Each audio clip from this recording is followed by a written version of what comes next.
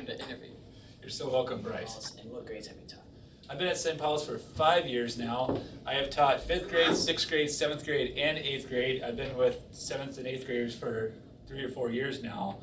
But last year's 8th graders I had for 4 years in a row, so that was pretty cool. And I've had this year's 8th graders for 3 years in a row, so pretty cool. I'm a teacher. Well, really being a teacher was the last thing I wanted to do all the way through high school. Never even considered it. But as I was in college, I remembered one teacher in particular, my 4th grade teacher. He really inspired me for what he did with me when I was in 4th grade to want to become a teacher. Tell us one memory that stands out from your teaching career.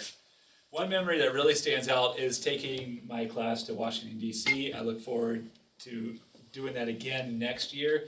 It was a lot of fun with taking everyone, going on a plane for the first with some students who have never been on a plane before. That was a big adventure. Seeing all the sights, seeing things from our country's history was really neat, and I look forward to being able to do it again. One thing you're teaching in 7th and 8th grade class. Well, in algebra today, we just learned about substitution with equations and the substitution axiom, and it got kind of complicated, but they caught on real quick, so it was awesome. What is your favorite Bible verse and why it is your favorite? My favorite Bible verse is Colossians 3:3, and I sign off all letters that I write with it with hidden Christ. And Colossians 3:3 says, "For you have died, and your life is hidden with Christ in God. When Christ, who is your life, appears, then you also will appear with him in glory." And it just reminds me of my death and my baptism and how I am reborn as a baptized believer in Christ. Announcements.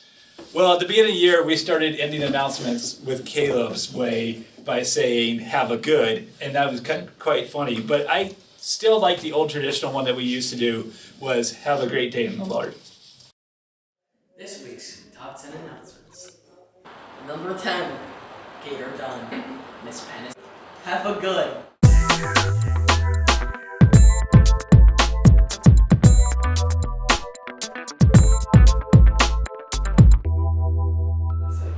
Happy birthday!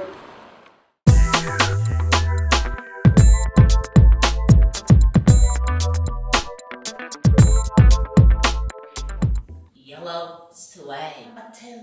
Potato terrain. Yeah, unicorn. Hey there!